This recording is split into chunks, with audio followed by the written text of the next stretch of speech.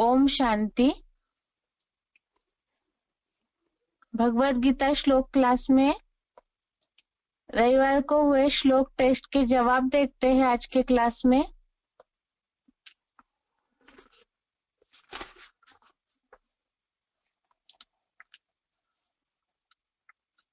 पहला प्रश्न है,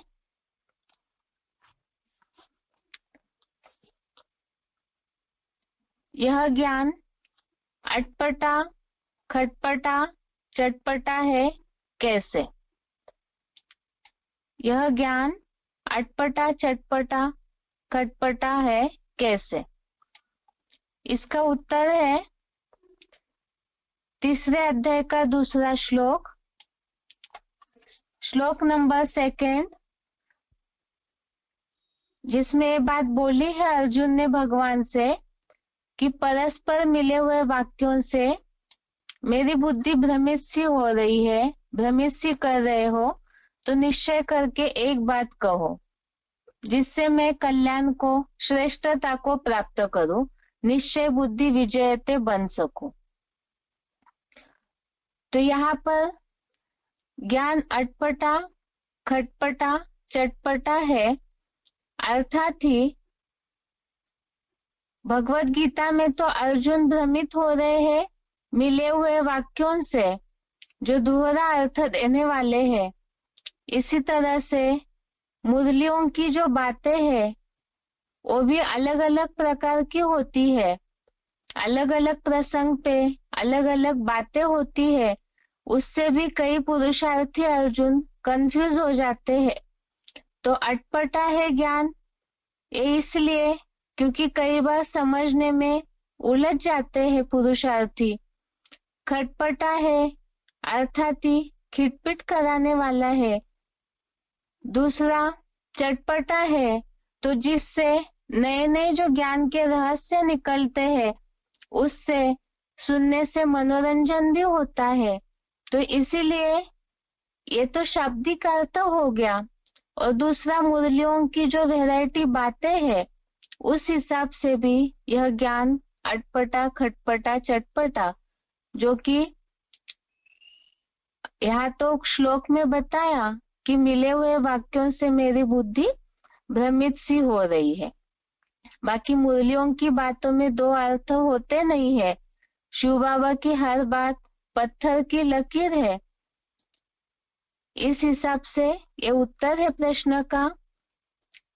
दूसरा प्रश्न है, कर्म न करने के दुष्परिणाम क्या है? कर्म न करने के दुष्परिणाम क्या है? इसका उत्तर है, कर्म न करने से जो जीवन मुक्ति रूप सिद्धि की प्राप्ति है वो नहीं हो सकती। कर्म न करने से जीवन मुक्ति रूप सिद्धि की प्राप्ति नहीं हो सकती।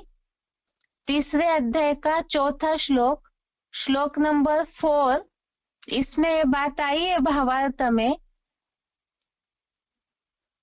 कर्मों का आरंभ न करने से कर्महीनता रूप संपूर्ण त्याग को प्राप्त नहीं होता, और कर्मों के, अनिवार्य कर्मों के संपूर्ण त्याग से भी जीवन मुक्ति रूप सिद्धि संपूर्णतया नहीं प्राप्त हो सकती।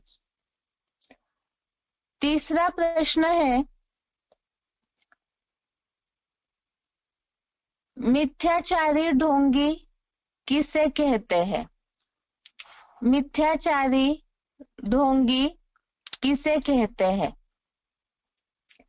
इसका उत्तर है, कर्मेंद्रियों को जबरियन रोककर इंद्रिय भोगों को मन से याद किया हुआ, मन से याद करता हुआ देह निर्वाह का धंधा छोड़ जो बैठता है वह मिथ्याचारी कहा जाता है। तीसरे अध्याय का 6वां श्लोक, अध्याय 3, श्लोक नंबर 6, इसमें भावार्थ में बात आई है कि इंद्रिय भोगों को याद करते हैं और कर्मेंद्रियों को जबरियन रोका हुआ है, तो इन्हें मिथ्याचारी, झूठा आचरण करने वाला कहा जाता है। चौथा प्रश्न है, किस श्लोक से सिद्ध करेंगे कि बीके और पीबीके मिलकर कार्य करने से ही परम कल्याण को प्राप्त होंगे? किस श्लोक से सिद्ध करेंगे कि बीके पीबीके मिलकर कार्य करने से ही परम कल्याण को प्राप्त होंगे? इसका उत्तर है तीसरे अध्याय का 11वां श्लोक, श्लोक नंबर 11। इसमें बात आई है, पहले भावार्थ में, इस यज्ञ से नौकुरी के ब्राह्मण सो पावन शरीरी देवों को संतुष्ट करो, वे देवता तुमको कल्पांत काल में भी सूक्ष्म देह द्वारा इष्ट भोगादि से संतुष्ट करेंगे। ऐसे एक दूसरे को परस्पर सहयोग द्वारा तृप्त करते हुए विष्णु लोकीय परम कल्याण को प्राप्त करो। तो यहाँ परम कल्याण की बात आई।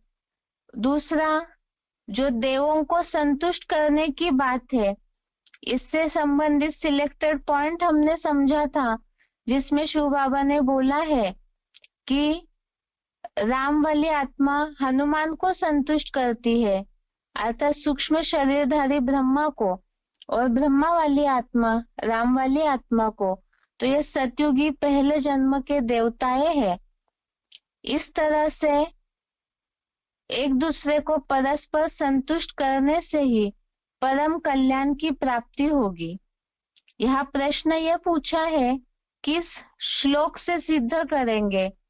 तीसरे अध्याय का 11वां श्लोक है, देवान भावयतानेन ते देवा भावयन्तु परस्परम भावयन्तयः श्रेयः परमवाप्स्यस्त। 5वां प्रश्न है, गीता में कर्म बंधन किसे बताया है? गीता में कर्म बंधन किसे बताया है? इसका उत्तर है रुद्र ज्ञान यज्ञ के सिवाय। रुद्र ज्ञान यज्ञ के सिवाय दूसरे किसी भी कर्म से, यज्ञ कर्म के सिवाय दूसरे किसी भी कर्म से यह नरक लोक कर्म बंधन है। अर्थात यज्ञ सेवा के अलावा जो भी कर्म है वो नरक लोक की कर्म बंधन है। तीसरे अध्याय का 9वां श्लोक, श्लोक नंबर 9 में इस बात का उल्लेख है। 6वां प्रश्न है, श्रेष्ठ योगी की परिभाषा बताए। श्रेष्ठ योगी की परिभाषा बताए।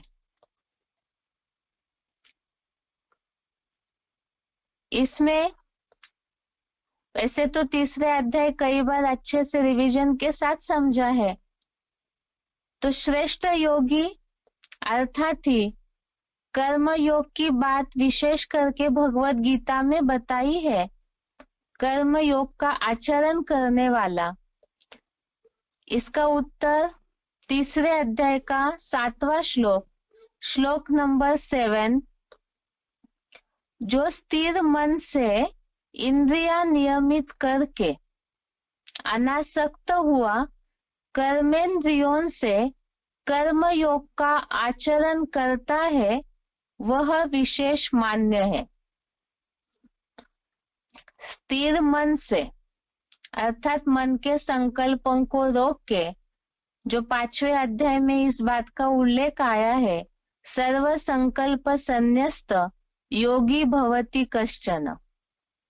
इस हिसाब से जो स्थिर मन से अर्थात अपने संकल्पों में ही हलचल न हो, ऐसे मन से इंद्रिय नियमित करके, इंद्रियों को कंट्रोल करके, नियम पूर्वक चला के अनासक्त हुआ अर्थात डिटैच हुआ, कोई भी प्रकार की आसक्ति न होकर कर्मेंद्रियों से कर्म योग का आचरण करता है, वह विशेष मान्य है। इस संबंधित हमने रेफरेंस के लिए श्लोक समझा था, 5वें अध्याय का ही 8वां 9वां श्लोक, जिसमें जो श्लोक का शुरुआत नैव किंचित करोमीति इस तरह से है, उसमें ये बात आई है कि जो योगी आत्म ज्योति बिंदु में स्थिर होकर के जो भी कर्म है, खाते बैठते उठते चलते जो भी कर्म है, और कर्मेंद्रिया सहज अपने कर्म में लगी हुई है, ऐसे करके हिलता नहीं है, स्थिर होकर के अपना कर्म करता है और मन बुद्धि एकाग्र रहती है, तो ऐसा श्रेष्ठ योगी है। बाकी मूल तो ये तो रेफरेंस वाले श्लोक है, लेकिन यहाँ 7वां श्लोक जो है इसमें पूरा उत्तर आया हुआ है। जो स्थिर मन से इंद्रिया नियमित करके अनासक्त हुआ कर्मेंद्रियों से कर्मयोग का आचरण करता है, वह विशेष मान्य है। 7वां प्रश्न है, प्रजापति ने अर्जुन से रुद्र ज्ञान यज्ञ के संबंध में क्या कहा है, केवल 2 वाक्य बताए। प्रजापति ने अर्जुन से रुद्र ज्ञान यज्ञ के संबंध में क्या कहा है, केवल 2 वाक्य बताए। इसमें पहली बात, यज्ञ सहित मानसी प्रजा पैदा हुई, तब प्रजापति ने ये बात बताई कि इस अविनाशी रुद्र ज्ञान यज्ञ से सत्व प्रधान सृष्टि की वृद्धि करो। अविनाशी रुद्र ज्ञान यज्ञ से सत्व प्रधान सृष्टि की वृद्धि करो। और दूसरी बात, यह यज्ञ ही, यज्ञ अर्थात ही यज्ञ सेवा ही तुम्हारी अतीन्द्रिय सुखों वाली इष्ट कामना की कामधेनु हो। 3रे अध्याय का 10वां श्लोक, श्लोक नंबर 10। 8वां प्रश्न है, संत पुरुष सभी पापों से कब मुक्त होते हैं? संत पुरुष सब पापों से कब मुक्त होते हैं? 3रे अध्याय का 13वां श्लोक, श्लोक नंबर 13, रुद्र ज्ञान यज्ञ सेवा से बचे हुए को खाने वाले परमार्थी संत पुरुष सब पापों से यहाँ ही मुक्त हो जाते हैं। रुद्र ज्ञान यज्ञ सेवा से बचे हुए को खाने वाले परमार्थी संत पुरुष सब पापों से यहाँ ही मुक्त हो जाते हैं। इस संबंधित हमने सिलेक्टेड पॉइंट समझा था, जिसमें शिव बाबा ने बोला है कि गृहस्थ व्यवहार में रहते हैं, अब पूरा तो गृहस्थी छोड़कर यज्ञ सेवा में नहीं आ सकते, तो ऐसे समय में अपने घर गृहस्थ की सेवा, घर गृहस्थ की जिम्मेवारी निभाते हुए भी यज्ञ सेवा का जो ध्यान रखते हैं, जैसे बगीचे में कोई फल निकला तो उससे अपने घर वालों के लिए रख के, फिर बाकी कई ऐसे हैं जो पूरे संबंधी संपर्कियों को देने में लग जाते हैं। तो ऐसे न करके जिनकी मन बुद्धि ही यज्ञ में लगी हुई है, यज्ञ सेवा का महत्व है, तो पहले वो यज्ञ में देंगे, तो ऐसे संत पुरुष पापों से मुक्त हो जाते हैं, अर्थात यज्ञ सेवा को महत्व देने वाले। 9वां प्रश्न है, पूर्वी सभ्यता के ब्राह्मण कौन नहीं बन पाते हैं? पूर्वी सभ्यता के ब्राह्मण कौन नहीं बन पाते हैं? इसका उत्तर इसी में है, 13वें श्लोक में ही, 13 श्लोक में ही, जो स्वार्थी अर्पण किए बिना, यज्ञ सेवा में अर्पण किए बिना अपने लिए ही पकाते हैं, ऐसे पाप ही भोगते हैं। और दूसरा, पूर्वीय सभ्यता के ब्राह्मण श्रेष्ठ ब्राह्मण नहीं बन पाते। जो स्वार्थी अपने लिए पकाते हैं वे पाप को भोगते हैं और पूर्वी सभ्यता वाले श्रेष्ठ ब्राह्मण नहीं बन पाते हैं। 10वां प्रश्न, किस मनुष्य के लिए इस संसार में कोई कार्य नहीं रहता? किस मनुष्य के लिए इस संसार में कोई कार्य नहीं रहता? उत्तर है आत्मा में ही। जो मनुष्य आत्मा में ही प्रीति वाला, आत्मतृप्त है, देह को भूल आत्मा में ही संतुष्ट है, उसके लिए कोई कार्य नहीं रहता। तीसरे अध्याय का 17वां श्लोक, श्लोक नंबर 17, इसमें बात आई है आत्मिक स्थिति के बारे में। देहभान छोड़कर जो आत्मा में संतुष्ट, आत्मा में प्रीति वाला, आत्मतृप्त है, उसका कोई कार्य नहीं रहता। 11वां प्रश्न, अनासक्त पुरुष को किस प्रकार की प्राप्ति होती है? अनासक्त पुरुष को किस प्रकार की प्राप्ति होती है? इसका उत्तर है 19 नंबर श्लोक में, 19 नंबर श्लोक में। अनासक्त पुरुष अविनाशी रुद्र यज्ञार्थ सेवा कर्म का आचरण करता हुआ विष्णु लोकीय वैकुंठ के परम पद को प्राप्त करता है। अनासक्त पुरुष जो रुद्र ज्ञान यज्ञ सेवार्थ कर्म का आचरण करता हुआ विष्णु लोकीय वैकुंठ के परम पद को प्राप्त करता है। 12वां प्रश्न है, यदि शिव बाबा विश्व नवनिर्माण के संगठन का कार्य न करे तो क्या परिणाम होगा? यदि शिव बाबा विश्व नवनिर्माण के संगठन का कार्य न करे तो क्या परिणाम होगा? इसका उत्तर है तीसरे अध्याय का 24वां श्लोक, श्लोक नंबर 24। इसमें बात आई है कि यदि विश्व नवनिर्माण के श्रेष्ठतम संगठन का कार्य न करूं तो यह तीनों लोक नष्ट हो जाए, सुख दुख शांति धाम के तीनों लोक नष्ट हो जाए।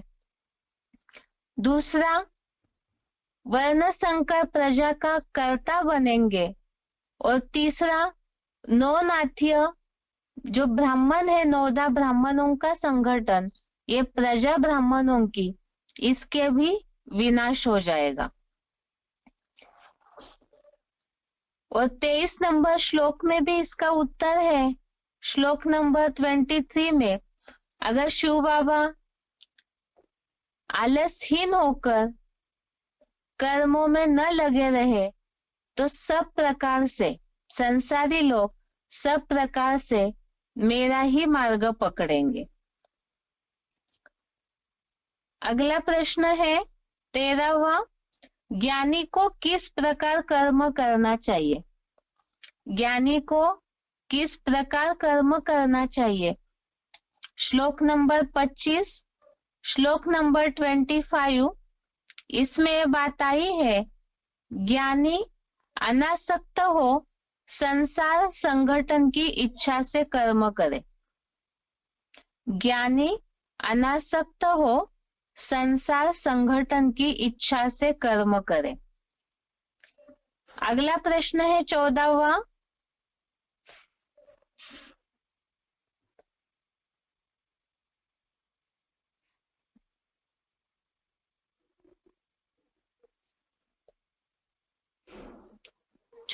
प्रश्न, शिव बाबा ने संगमयुगी शूटिंग में कौन कौन सी योग निष्ठा प्रणाली कही थी?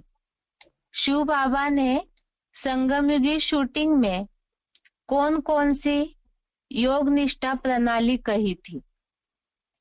तीसरे अध्याय का तीसरा श्लोक, 3rd नंबर श्लोक।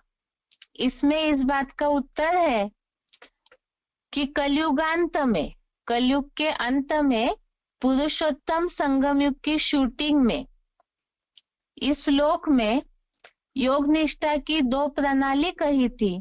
एक तो मनन चिंतन सहित ज्ञान योग द्वारा ज्ञानियों की, मनन चिंतन सहित ज्ञान योग द्वारा ज्ञानियों की, और दूसरी गृहस्थियों के लिए कर्म सहित योग द्वारा कर्म योगियों की। ये 2 प्रकार की प्रणाली बताई थी। 15वां प्रश्न है,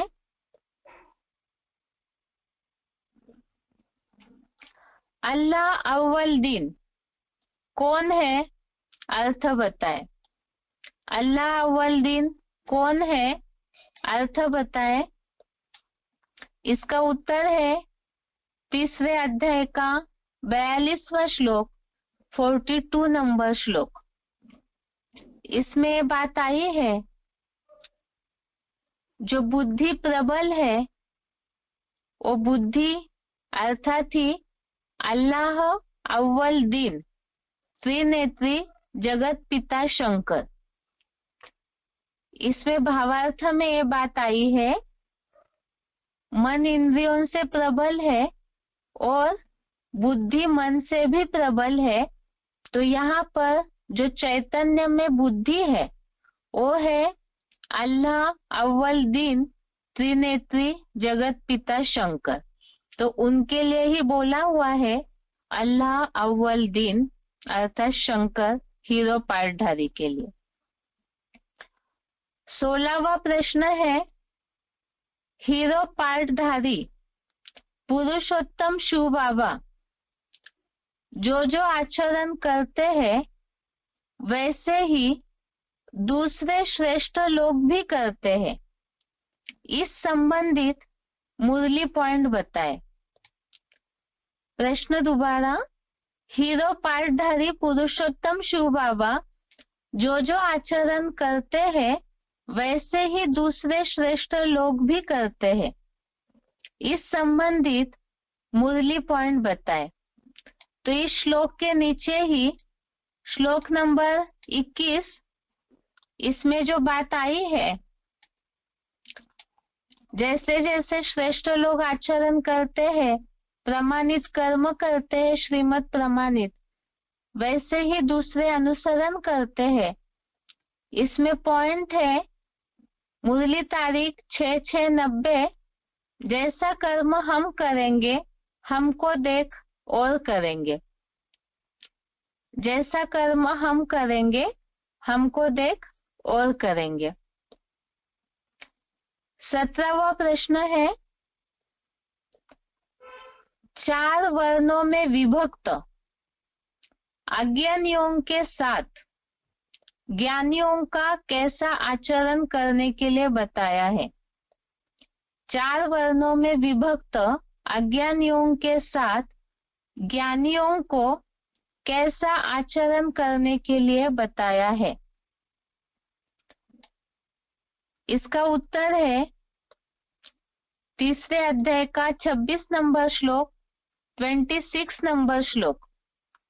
इसमें बात आई है कि 4 वर्णों में विभक्त हुए कर्मों में आसक्त अज्ञानियों की बुद्धि में ऊंच नीच का भेद उत्पन्न न करे। पहली बात तो कर्मों में आसक्त अज्ञानियों की बुद्धि में ऊंच नीच का भेद उत्पन्न न करे। दूसरा क्लैरिफिकेशन में ये बात है, इसका अर्थ अपना अपना सहज कर्म करने दे, ऊंच नीच का भेद उत्पन्न न करे, अर्थात ही उन्हें अपना सहज कर्म करने दे। 18वां प्रश्न है, कर्मयोगी विद्वान के बारे में क्या बताया है? कर्मयोगी विद्वान के कर्म के बारे में क्या बताया है? इसका उत्तर भी इसी श्लोक में है, 26 नंबर श्लोक में ही। कर्मयोगी विद्वान भी स्वयं सदा कोई भी अपने वर्ण के सब कार्यों को भली भांति करते हुए रुद्र ज्ञान यज्ञ सेवा में लगाए। कर्मयोगी विद्वान भी अपने कोई भी वर्ण के कार्य को सब कार्यों को भली भांति करते हुए रुद्र ज्ञान यज्ञ सेवा में लगाए। अर्थात जो अपना कर्म है, कर्म योगियों का, ज्ञानियों का, जो गृहस्थ व्यवहार में मिला हुआ कर्म है, जो जिम्मेवारियां है, उसे करते हुए भी रुद्र ज्ञान यज्ञ सेवा करे। 19वां प्रश्न है, सच्ची गीता एडवांस ज्ञान के साप्ताहिक पाठ में कौन सा नियम अनिवार्य है? सच्ची गीता एडवांस ज्ञान के साप्ताहिक पाठ में कौन सा नियम अनिवार्य है? तीसरे अध्याय का 37 नंबर श्लोक के नीचे एक नोट लिखा हुआ है। श्लोक नंबर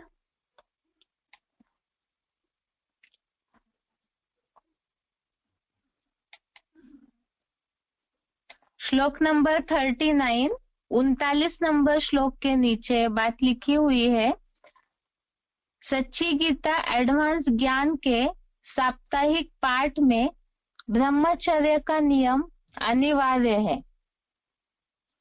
39 नंबर श्लोक के नीचे है इसका जवाब।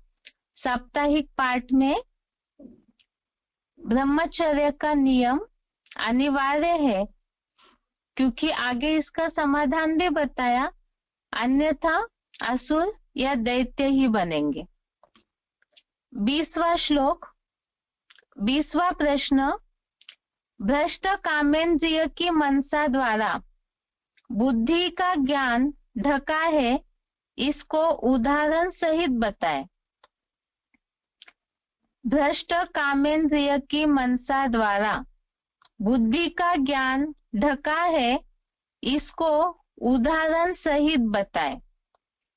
इसका उत्तर 38 नंबर श्लोक, 38 नंबर श्लोक में उदाहरण बताए हैं, जैसे काले धुएं से अग्नि, दूसरा मन दर्पण रूप शीशा गंदे कर्म के मेल से, अर्थात शीशा मेल से, और तीसरा गर्भ थैली से ढका रहता है।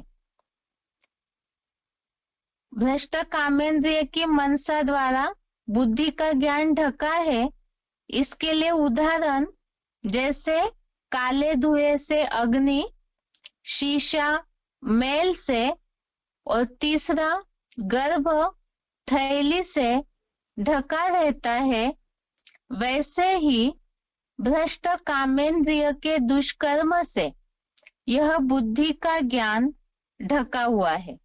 अर्थात अपवित्रता से, पतित कर्म से बुद्धि का ज्ञान देह भान में आने के कारण ढक जाता है। 21वां प्रश्न, 21 नंबर का प्रश्न, काम विकार का आश्रय स्थान क्या है? काम विकार का आश्रय स्थान क्या है? तीसरे अध्याय का 40वां श्लोक, 40 नंबर श्लोक। इसमें उत्तर है 10 इंद्रिया, अव्यक्त मन बुद्धि इस काम का द्वैतवादी द्वापर युग से ही आश्रय स्थान है। 10 इंद्रिया, अव्यक्त मन बुद्धि काम विकार का द्वापर युग से ही आश्रय स्थान कही जाती है। 22वां प्रश्न है, ज्ञान और योग का नाशक कौन है? ज्ञान और योग का नाशक कौन है? तो इसका जवाब तो हमने पहले भी देखा है, यह काम और क्रोध। काम ही मूल रूप में ज्ञान योग का नाशक है। तीसरे अध्याय का 41 नंबर 41 नंबर में ये बात आई है, ज्ञान योग का नाशक प्रधान काम विकार वाले पापी को अवश्य मार दे। अगला प्रश्न है 23वां, काम विकार रूपी शत्रु को मारने का क्या तरीका बताया है? काम विकार रूपी शत्रु को मारने का क्या तरीका बताया है?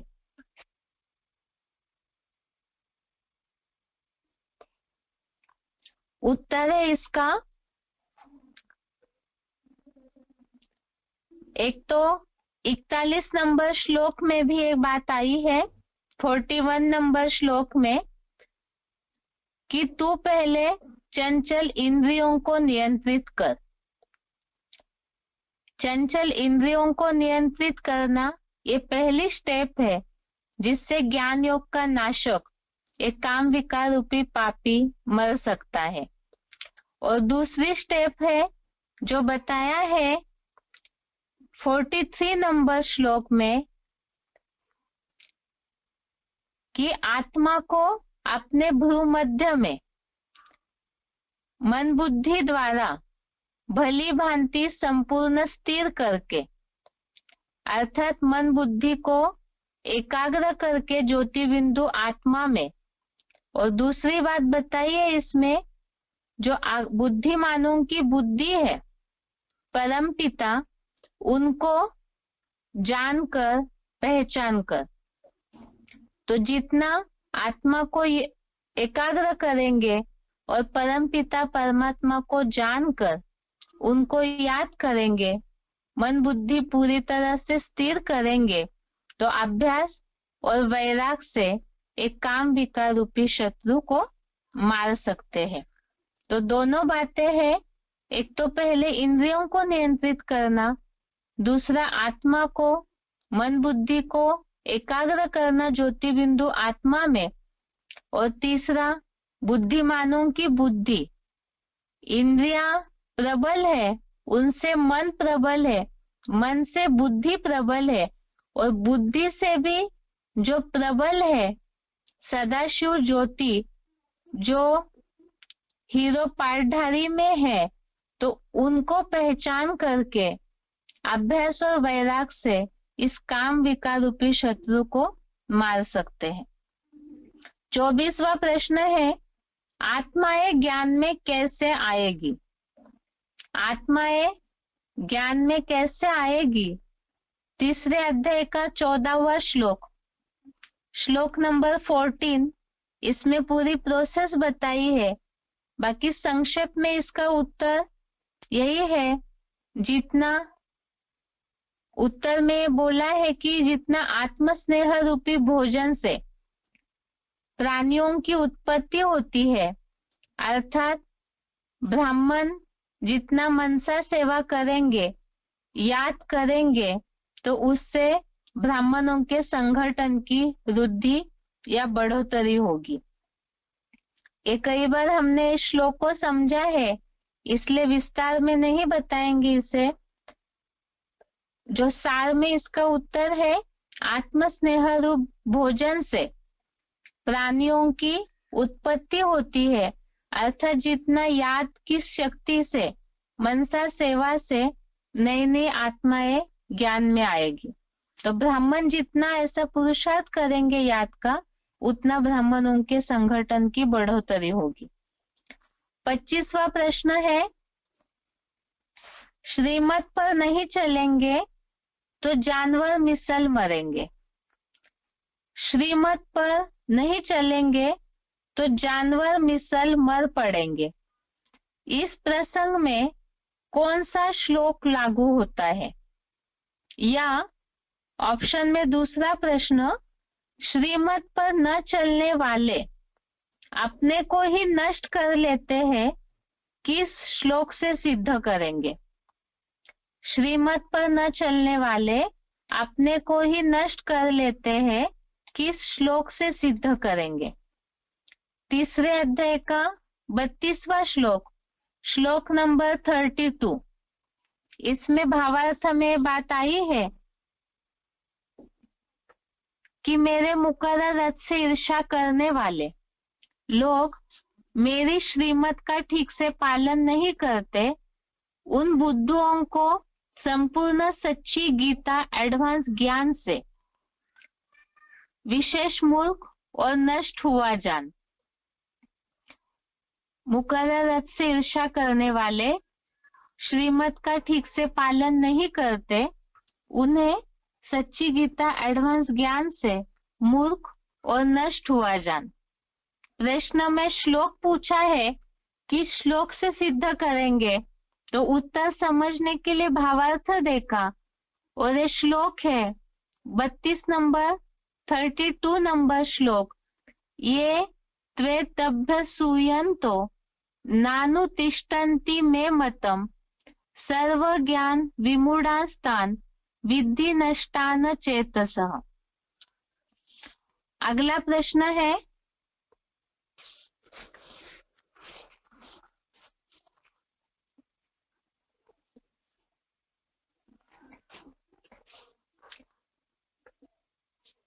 निम्नलिखित वाक्यों के श्लोक पहचान कर बताइए।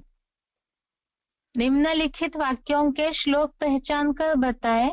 इसमें पहला है, बड़े भाग मानुष तन पावा। इस लाइन का अर्थ समझाइए। बड़े भाग मानुष तन पावा अर्थात ही मनुष्य तन मिला, पावा अर्थात प्राप्त हुआ, ये बड़े भाग्य की निशानी है। मनुष्य तन पावा अर्थात प्राप्त हुआ, ये बड़े भाग्य की निशानी है। तो ये भाग्य की निशानी कब होगी?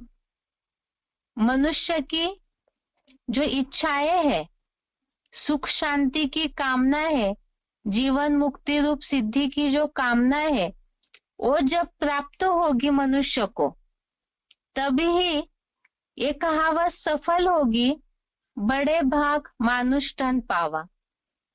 और इसमें श्लोकों में एक बात आई है कि इष्ट कामना की कामधेनु हो, अर्थात ही जो भी श्रेष्ठ कामनाएं हैं उनकी पूर्ति हो, कामधेनु हो।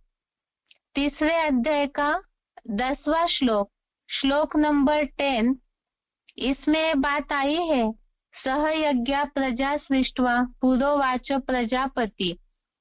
इस श्लोक में बात आई है कि यज्ञ सेवा का जो कर्म है, उससे ब्राह्मणों की ये जो मानसी प्रजा है, वो जितना यज्ञ सेवा का कर्म करेंगे, उतना ही इस यज्ञ से इष्ट कामना की कामधेनु होगी। तो ये कामधेनु अतीन्द्रिय सुखों वाली कामनाएं पूरी होगी, तो उससे ही मनुष्य तन जो मिला है वो श्रेष्ठ साबित हो जाएगा। बेसिक कोर्स में भी यही टॉपिक चल रहा है कि 84वें जन्म में कौन सा जन्म है जो श्रेष्ठ है। तो वही एक तो पुरुषोत्तम संगम युग में भगवान की प्राप्ति होती है, और दूसरा उसी यज्ञ का, ईश्वरीय यज्ञ सेवा का कर्म करने से इष्ट कामनाओं की, अतीन्द्रिय सुखों की प्राप्ति होती है। दूसरा प्रश्न है, पवित्र बनो योगी बनो। पवित्र बनो योगी बनो, तो यहाँ पवित्रता की बात तब आती है जब काम विकार की, वैसे तो पांचों विकारों को नष्ट करना, लेकिन इनका मुखिया है काम विकार का दुष्कर्म, तो उस पे जीत पाना है। उस पे जीत पाने के लिए, और दूसरा योगी बनना है। योगी बनेंगे तो पवित्र बनेंगे, और पवित्र बनेंगे तो योगी बनेंगे। तीसरे अध्याय का 43 नंबर श्लोक, इसमें ये बात आई है जो अभी अभी हमने अर्थ देखा कि एक तो काम विकार रूपी शत्रु को मारने के लिए आत्म ज्योति बिंदु में स्थिर होने बोला, अर्थात ही देह भान को भूलना है। और दूसरा परमात्मा की यथार्थ पहचान होना जरूरी है। तो आत्मा को एकाग्र करके परमात्मा को पहचान कर याद करना, अर्थात योगी बनना, और उससे काम विकार रूपी शत्रु भी मर जाएगा, अर्थात ही पवित्र बनो, योगी बनो। 43 नंबर श्लोक है ये।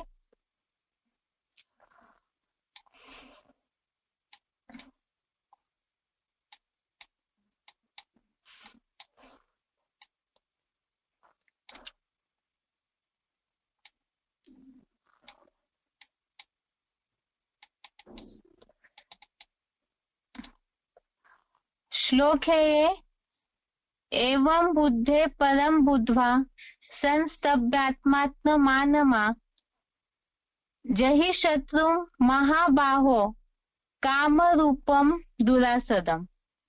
तीसरा है महाजनेन एन गतः स पंथ, महाजनेन एन गतः स पंथः।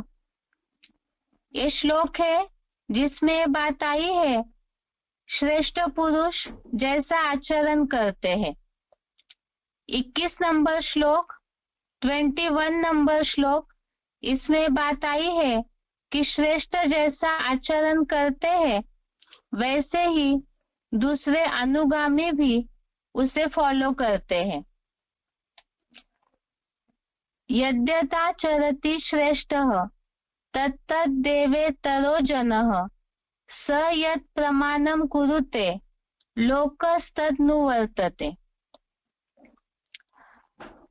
चौथा है कयामत में खुदा के बंदे बड़े मौज में रहेंगे। तीसरे अध्याय का 18वां श्लोक, कयामत में खुदा के बंदे बड़े मौज में रहेंगे।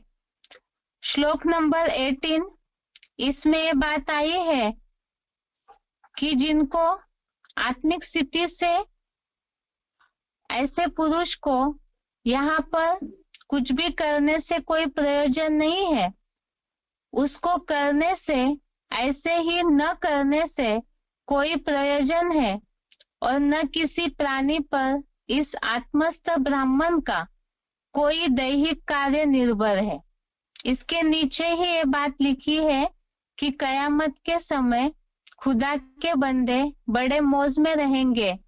श्लोक है, नैव तस्य कृते नार्थो न कृते नेह कश्चन न चास्य सर्वभूतेषु कश्चिदर्थ व्यपाश्रयः। पांचवा है अमानत में ख्यानत। अमानत में ख्यानत अर्थात ही जो अमानत संभालने के लिए मिली हुई है उसका सही रीति से उपयोग न करना, या तो मिसयूज करना, चोरी करना। तीसरे अध्याय का 12वां श्लोक, श्लोक नंबर 12, इसमें यह बात आई है, भावार्थ में ये बात आई है कि यज्ञ सेवा से संतुष्ट हुए ब्राह्मण से सूक्ष्म देव तुमको इच्छित भोग देंगे।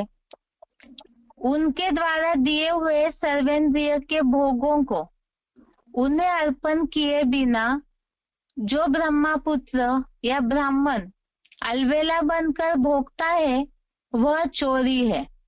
अर्थात यज्ञ की चोरी करना या अर्पण किए बिना खुद ही भोगना, इस भाव से ये बात है अमानत में ख्यानत। ये श्लोक है, इष्टान भोगान हियो देवा दास्यन्ते यज्ञ भाविताः ते दत्तान प्रदायभ्य यो भुंक्ते स्तेन एव सः। अगला है, निम्नलिखित श्लोक का अर्थ बताए। निम्नलिखित श्लोक का अर्थ बताए। पहला है, इंद्रियार्थान विमूढ़ात्मा। इंद्रियार्थान विमूढ़ात्मा मिथ्याचार स उच्यते। तीसरे अध्याय का 6वां श्लोक, श्लोक नंबर 6।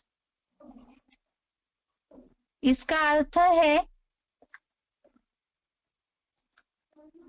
जो महामूर्ख पुरुष अनेक जन्मों से ही प्रबल बनी कर्मेंद्रियों को जबरियन रोककर हर प्रकार की इंद्रिय सहयोग बिना इंद्रिय के भोगों को मन से याद करता हुआ देह निर्वाह का धंधा छोड़ निष्क्रिय हुआ बैठता है, वह मिथ्याचारी कहा जाता है।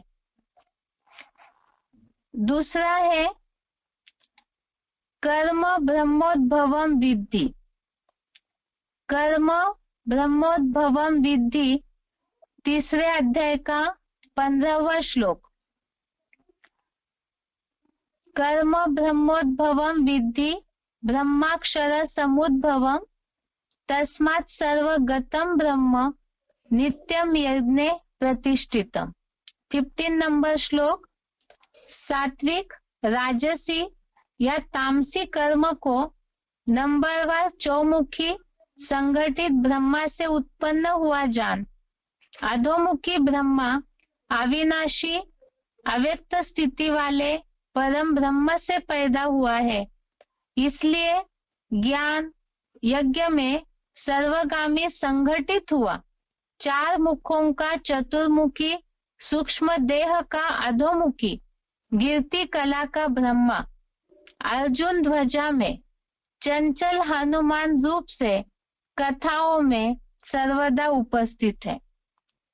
तीसरा, यद्यदा चरति श्रेष्ठः तत्तद्देवे तरो जनः। यह भी श्लोक देखा था। 21 नंबर श्लोक, 21 नंबर श्लोक। इसका अर्थ है, दुनिया का श्रेष्ठतम मालिक शिव बाबा पुरुषोत्तम संगम में जो जो आचरण करता है वैसा वैसा ही दूसरे अनुगामी लोग भी करते हैं। वह हीरो जैसा परम पिता शिव की श्रीमत से प्रमाणित कर्म करता है, सत्य सनातनी लोग उस श्रेष्ठतम कार्य का ही अनुसरण करते हैं। चौथा, मम वर्तमानो वर्तन्ते मनुष्यः पार्थ सर्वशः। तीसरे अध्याय का 23वां श्लोक, श्लोक नंबर 23। यदि हेयं न वर्तेयं जातु कर्मणि अतन्द्रितः मम वर्तमानो वर्तन्ते मनुष्यः पार्थ सर्वशः। क्योंकि यदि मैं कदाचित कर्मों में आलस्यहीन होकर लगन पूर्वक न लगा रहूं, तो हे पार्थ, संसारी लोग सब प्रकार से मेरा मार्ग ही पकड़ेंगे। 5वां है, स्वधर्मे निधनम श्रेयः परधर्मो भयावह। स्वधर्मे निधनम श्रेयः परधर्मो भयावह। तीसरे अध्याय का 35वां श्लोक, 35 नंबर श्लोक। अर्थ है, स्वधर्म का पालन करने से सत रजादि गुण विहीन निराकार चेतन आत्मा का धर्म जड़त्वमयी प्रकृति के धर्म से श्रेष्ठ है। अपनी चेतन आत्मा के धर्म में देह त्याग रूप मरना श्रेष्ठ है। इस्लामी, बौद्धि आदि विदेशी विधर्मी देहाभिमानियों का धर्म अति खतरनाक है। छठवां है मनसस्तु परा बुद्धि, यह बुद्धे परतस्तु सह। मनसस्तु परा बुद्धि, यह बुद्धे परतस्तु सह। श्लोक नंबर 42, 42 नंबर का श्लोक। ज्ञान कर्म इंद्रियों को कहते हैं कि बड़ी प्रबल है। प्रधान मन इंद्रियों से प्रबल है। अल्लाह अव्वल दिन त्रिनेत्री जगत पिता शंकर की बुद्धि कपिध्वज मन से भी प्रबल है, किंतु जो त्रिनेत्री रूप बुद्धि से परे है वह तेरे रथ में त्रिकालदर्शी सदाशिव ज्योति ही है। सातवां प्रश्न है प्रकृते क्रियमाणानि गुणे कर्माणि सर्वशः अहंकार विमूढ़ात्मा कर्ता अहमिति मन्यते। प्रकृते क्रियमाणानि गुणे कर्माणि सर्वशः अहंकार विमूढ़ात्मा कर्ता अहमिति मन्यते। 27 नंबर श्लोक। 27 नंबर श्लोक। अर्थ है सब कार्य सब प्रकार से प्रकृति के गुणों द्वारा किए जा रहे हैं, परंतु अहंकार से विशेषतः मूढ़ बना पुरुष मैं करने वाला हूं ऐसा मानता है। अगला प्रश्न है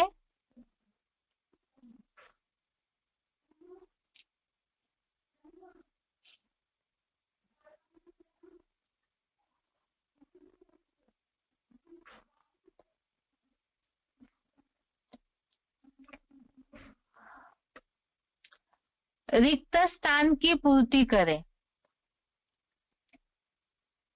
इसमें पहला प्रश्न है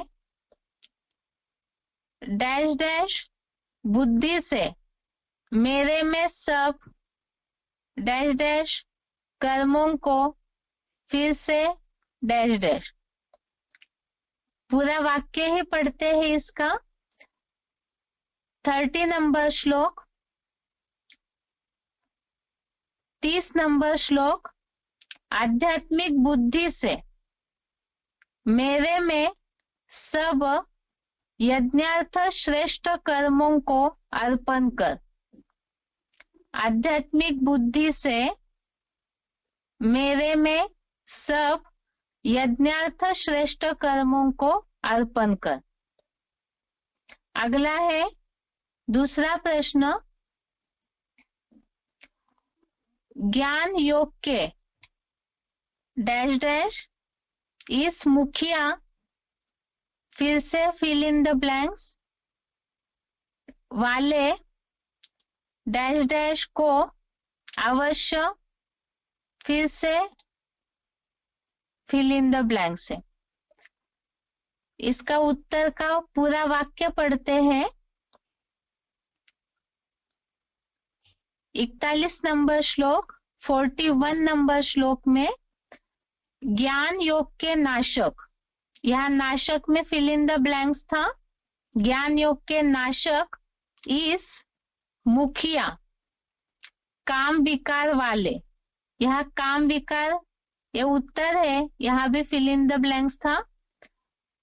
पापी को पापी ये भी फिल इन द ब्लैंक्स था।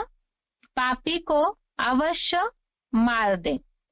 पूरा वाक्य ज्ञान योग के नाशक इस मुखिया काम विकार वाले पापी को अवश्य मार दे। तीसरा प्रश्न जो डैश डैश मन से इंद्रिया डैश डैश करके डैश डैश हुआ, कर्मेंद्रियों से डैश डैश का आचरण करता है, वह डैश डैश है।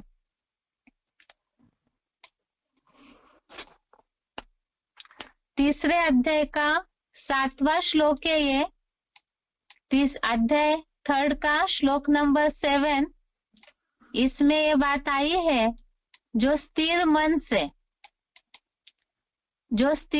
से इंद्रियों को नियमित करके, स्थिर मन से इंद्रिया नियमित करके अनासक्त हुआ, कर्मेंद्रियों से कर्म योग का आचरण करता है, वह विशेष मान्य है। जो स्थिर मन से इंद्रिया नियमित करके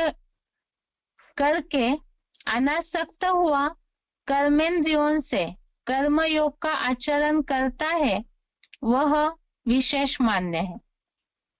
लास्ट शॉर्ट प्रश्न है ये 2। स्थूल पेट के लिए माथा नहीं मारना है, किस श्लोक से सिद्ध करेंगे? मुरली पॉइंट सहित बाबा की व्याख्या के आधार पर बताएं। स्थूल पेट के लिए माथा नहीं मारना है, किस श्लोक से सिद्ध करेंगे? मुरली पॉइंट सहित बाबा की व्याख्या के आधार पर बताएं। सबसे पहले तो स्थूल पेट के लिए माथा कब नहीं मारना पड़ेगा? उसका उत्तर है, देहभान नहीं होगा और भगवान के प्रति निश्चय बुद्धि होंगे। इसके लिए ही देहभान न रहे, उसके लिए ही आत्मिक स्थिति वाले श्लोकों में बात आई है। तीसरे अध्याय का 18वां श्लोक, 18 नंबर श्लोक में, नैव तस्य कृतेनार्थो न कृते नेह कश्चन न चास्य सर्वभूतेषु कश्चिदर्थ व्यपाश्रयः। इसमें बात आई है कि जो आत्मिक स्थिति वाले हैं, उनके लिए यहाँ पुरुषोत्तम संगम में उसको करने से, ऐसे ही न करने से कोई प्रयोजन है, न किसी प्राणी पर इस आत्मस्थ ब्राह्मण का कोई दैहिक कार्य निर्भर है।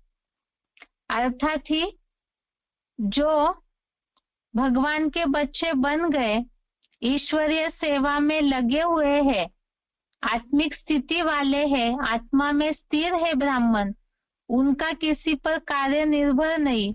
जिसके लिए मुरली में शिव बाबा ने बोला है, मुरली तारीख है 3/11/68, मुरली डेट 3 नवंबर 68।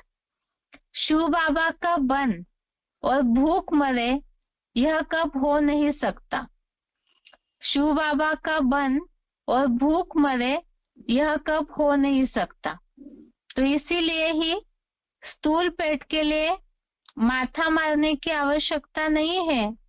ये तब होगा जब शिव बाबा का पूरा बनते हैं, ईश्वरीय सेवा के कार्य में लगे हुए। और यह श्लोक में खास बात बताई कि जो आत्मस्थ ब्राह्मण है, उनका कोई दैहिक कार्य किसी पर निर्भर नहीं हो सकता। और ऑप्शन में दूसरा प्रश्न है, सब धंधों में है नुकसान सिवाय ईश्वरीय धंधे के, श्लोक के अर्थ सहित बताए। श्लोक के अर्थ सहित बेहद में व्याख्या देकर समझाए। सब धंधों में है नुकसान सिवाय एक ईश्वरीय धंधे के, श्लोक के अर्थ सहित बेहद में व्याख्या देकर समझाए। इसमें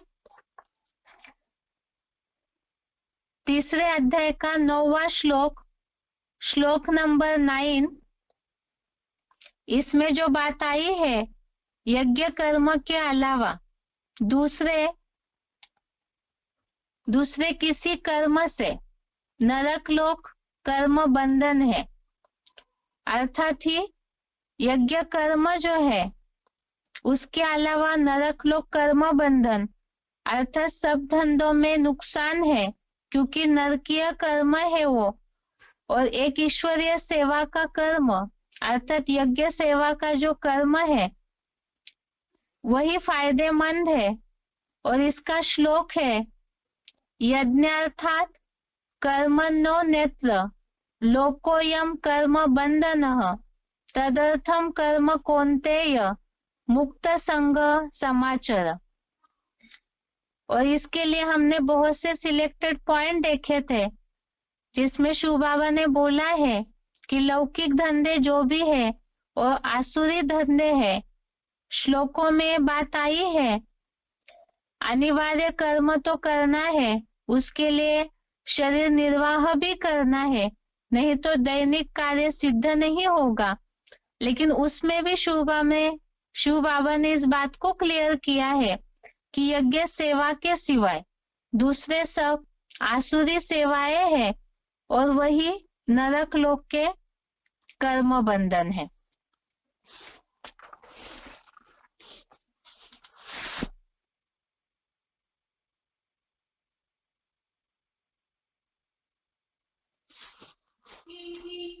ये कल के श्लोक टेस्ट के जवाब हो गए पूरे, और इसी के साथ साथ ही तीसरा अध्याय भी पूरा होता है।